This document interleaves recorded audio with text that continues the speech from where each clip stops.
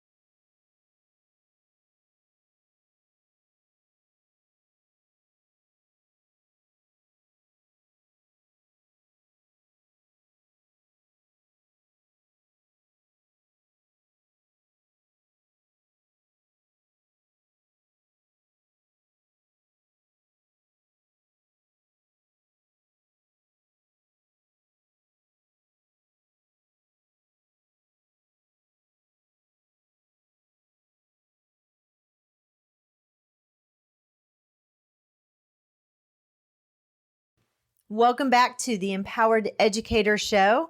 I'm your host, Dr. Mel, and this is where we help new leaders move from surviving to leading with clarity, confidence, and strong systems. In episode 251, which was titled End of the Year Systems for Elementary Principals, How to Finish Strong Without the Chaos, I was speaking specifically to elementary leaders. But today, I'm going to be talking about the end of the year through the lens of middle and high school leadership. Because let's be honest, this isn't field day and class parties like in elementary. Secondary end of the year is high stakes, high pressure, and highly visible. This is final exams, graduation requirements, credit recovery, behavior shifts, staff burnout. Yes, it's a real thing in high school too. It's testing, ACT, SAT, ABC, LMNOP, all of the letters and acronyms. Grades matter more. Credits matter more. Graduation, it could be on the line for some of your students. And every decision that you make right now, it has real consequences for your students. These people are adults almost, and some of them are leaving your building for the last time, and they won't be back. So you can't affect anything after they leave your building. So you have to make sure that you're doing it before they do. So today, I'm going to walk you through how to lead the end of the year with intention. And of course, I'm going to anchor it in those three systems of leader, logistics, and learning. Let's talk about leader systems first. This is where I want you locked in because in secondary schools, your building mirrors your pressure. If you're reactive, your staff is going to feel it. If you're unclear, your staff is going to know it. If you're overwhelmed, your staff and students are going to feel it and it's going to multiply. And here's what research tells us. About 85% of principals report significant job-related stress. Some reports show that high school principal burnout is as high as 52%. Guys, that's over half of our high school principals being burned out. And most principals fall into that high stress, even when they're coping well. So the translation, stress isn't the exception in your role. It's the environment. So your job isn't to eliminate pressure. It's to regulate it for your building. Because at the end of the year, your students are going to push those boundaries, especially your upper academy, because, well, some of them have already checked out. Your staff energy is going to drop.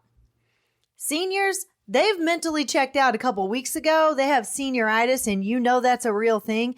Even your best seniors, the ones that never give you problems, can sometimes check out. Leaders, they're done. They are ready to become adults and move into adult life. It's the last few weeks of school. They've got things that they're excited about, senior trips, parties, graduation, all of those things. Those are what are taking up the real estate in their head, not those little things. They're not necessarily doing it intentionally, but it happens.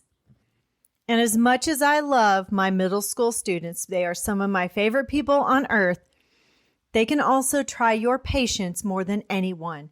They are hormonal. They are kids trying to be adults, at least your 8th grade is. Your 8th graders, they are the big men and women on campus right now because they are the oldest group in middle school, and they're getting ready to transition into the high school. Make sure you have that planned well. They need to know all of the things about moving into high school. This is going to be an emotional time for them. They're excited, and they may not ever let you know, but they are also scared. And this is your leader superpower. This is your principal superpower right here with this middle school group. How you respond to them is going to make them feel secure and prepared, or it's going to fuel that anxiety that they're probably already feeling, and then their behaviors are going to ramp up, and you don't want that. They have a lot of emotions, they have big emotions, and they don't always know how to handle those or where to put them or how to use those emotional superpowers for good. And your parents, they're going to start negotiating some grades for some of their kids because they don't want them in summer school. And if you're not leading with clarity and confidence, things are going to slide very fast. So what does that look like? You're going to communicate early and you're going to communicate often. You're going to communicate so often that people are going to get sick of it. But guess what? It's better to over-communicate and irritate somebody than somebody come at you very mad because they didn't know something. You don't match chaos with chaos. Your staff is watching you to decide, are we okay right now? Is everything under control? Do we have the systems in place? Even if they're not thinking systems, they want to know that they're there. This is one of your most strategic leadership moves, is to have everything under control and everybody be in the know. And leaders, if there's any doubt in their minds, they're going to go to the building leadership team and they're going to continually ask them questions.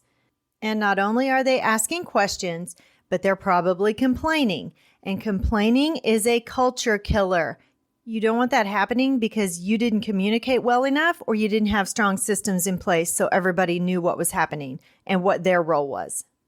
They shouldn't have to do that because they should know exactly what's happening in the coming weeks. Your role right now is to be visible. An upper academy hallway is the place where most things happen. Well, maybe the bathroom as well, because there's not always someone monitoring that space. But your hallway is where things can get out of hand very quickly. You need to prep your teachers. You need to stress the importance of being visible.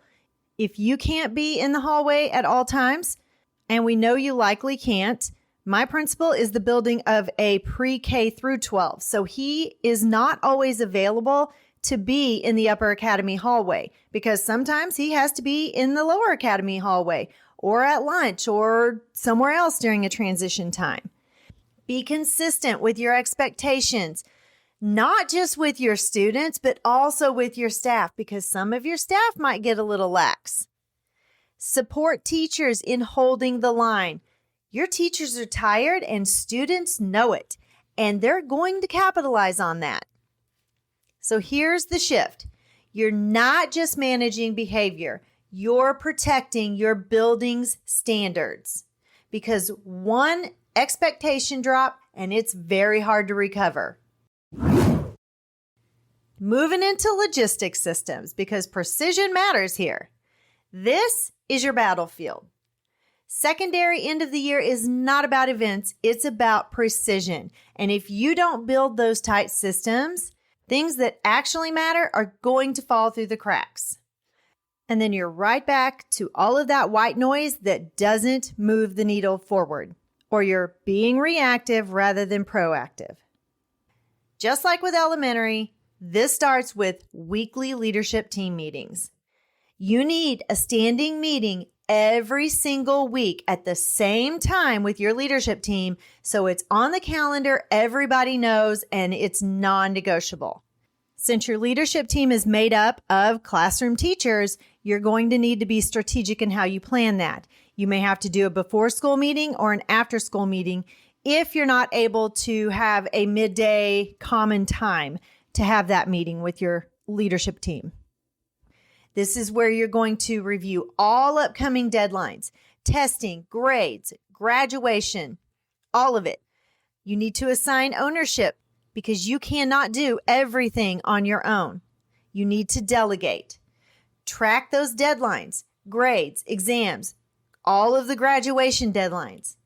Ensure that nothing slips, guys. Identify those gaps or those risks early. It's kind of late right now in the year, but you can add this to your protocol and be on top of it next year so you don't have students who are missing credits at the end of April, and then you're trying to scramble to figure out what to do. Because in a secondary setting, missed details, they don't just cause stress. They impact transcripts, credits, and possibly graduation status. As the building leader, you need to be on top of grades for seniors especially, but for all of your students. So you need to be logging into your student management system on a weekly basis and keeping up with that so you can justify anything to parents that need to be justified. Or you can be, again, proactive rather than reactive when you need to make a plan for one of your high school students who might not pass a class. Middle school, it's not quite as detrimental because they can still move on to the next grade level. But it is still very important. What you don't want to do is not set them up for success moving into high school. You also want to make sure that you are having conversations with the students. They have to have accountability. They have to take responsibility for their actions. They always need to be involved in these conversations. Someone is going to assume that grades are done. Someone assumes that seniors are cleared. Someone assumes that testing logistics are handled. And those assumptions are going to wreck the end of your year if it becomes chaotic and things fall through the cracks. There is an old poem that used to float around. It's very old. I don't know where it comes from, but I'm going to read it to you real quick. I found it on the internet. I'm going to date myself here just a little bit. This is a poem that I heard for the first time when I was in elementary school back in the 80s. So it's been around for a very, very long time. This is a story about 4 people named Everybody, Somebody, Anybody, and Nobody. There was an important job to be done, and everybody was sure that somebody would do it. Anybody could have done it, but nobody did it. Somebody got angry about that because it was everybody's job. Everybody thought anybody could do it, but nobody realized that everybody wouldn't do it. It ended up that everybody blamed somebody and nobody did what anybody could have. In the end, what it's saying is that anybody could have done the job, but nobody took responsibility for the specific task, so it didn't get completed. Not a good way to end the story. For your final exams and any state testing or norm testing that you might have, lock in those schedules early. Create that protocol. Inside that protocol, you're going to create a clear building-wide schedule. I cannot stress enough, leaders, how important that it is that you communicate with your students and their parents clearly and often. Set expectations for attendance. Communicate policies for makeups. Because in secondary schools, one missed test it's a major issue. It can be the deciding factor on whether a student gets that credit or not, because they may or may not pass that class. And leaders, if you have new staff and this is their first year of being in a high school or a secondary setting, make sure that they understand the protocol and the schedule. And make sure that your staff are aligned. This is not the time for everyone to be doing their own thing or going rogue. And of course, graduation, that's high stakes, so you don't want any surprises. This is your biggest event, and it has zero room for error. This is where your systems are either going to shine or you're going to expose some gaps. You need a real-time graduation tracker, credit checks, multiple rounds of credit checks with multiple people.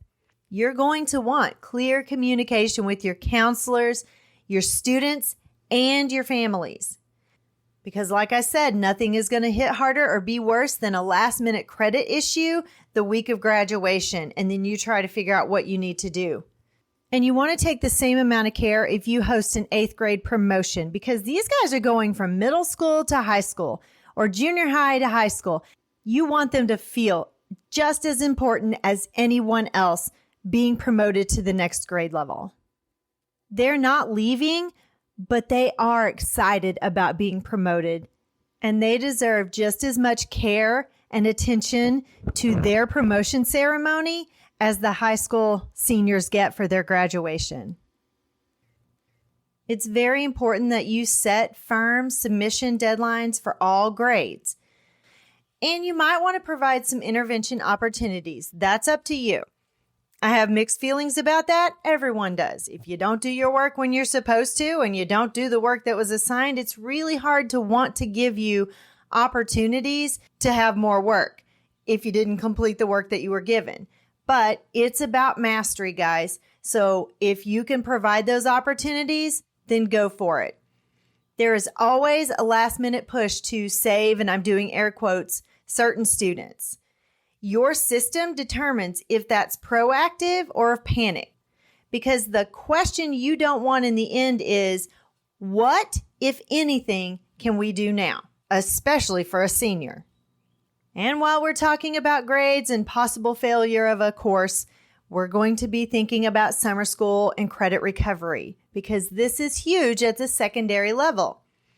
You need to identify those students early. And you're going to have to staff things out intentionally, because you can't have certain staff teaching certain things if they're not qualified to do so. Communicate things early. Communicate with your parents early. Communicate with the student early and clearly. This is not cleanup. This is a continuation of your learning system. And you know, at the end of the year, behavior spikes. It just does. It's warmer outside. People are feeling their oats, as we say in the country. And research shows secondary principals deal with increased student-related stressors, especially discipline and behavior issues.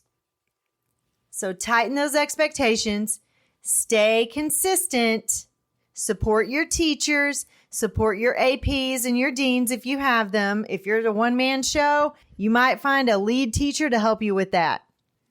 Because if discipline slips, everything unravels. And then you're going to want to plan that end of year closeout, device collection, locker cleanout, staff checkout procedures, all of those things that need to be in a protocol or a checklist. Set systems and timelines now, or you're going to be chasing things later. You do not want to have to go find a missing Chromebook that someone took with them over the summer, and they may not even be coming back to your school.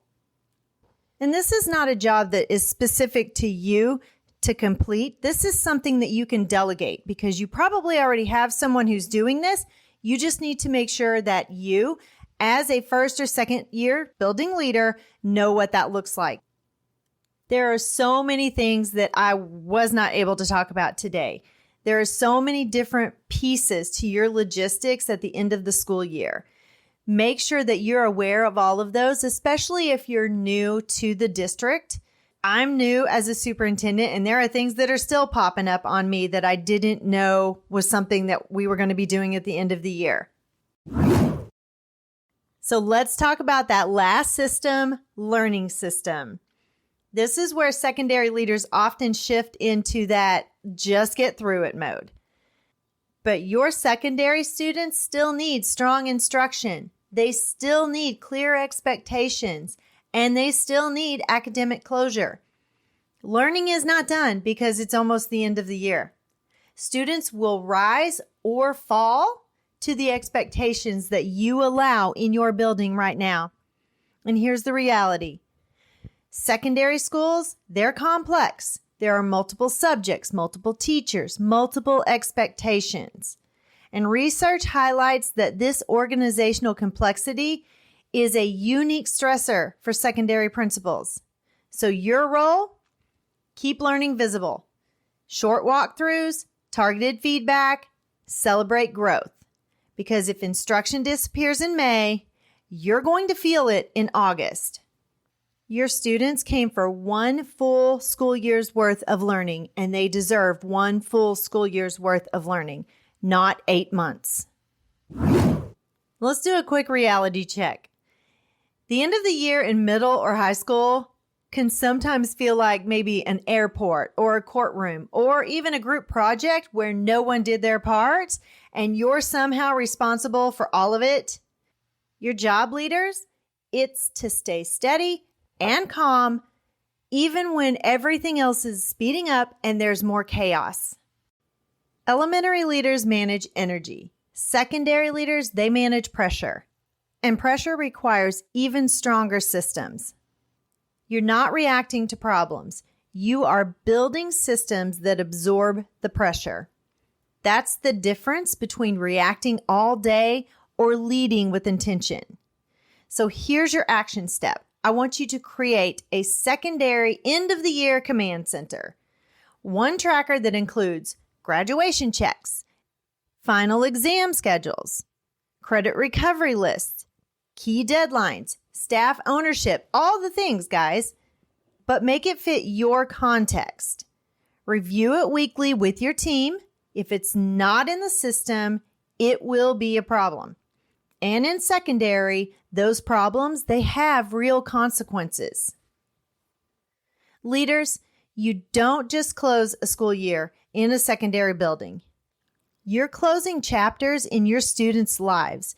And for your seniors, you're not just closing a chapter, you're helping them be successful in opening the next chapter because this is the last time you get to influence them at all.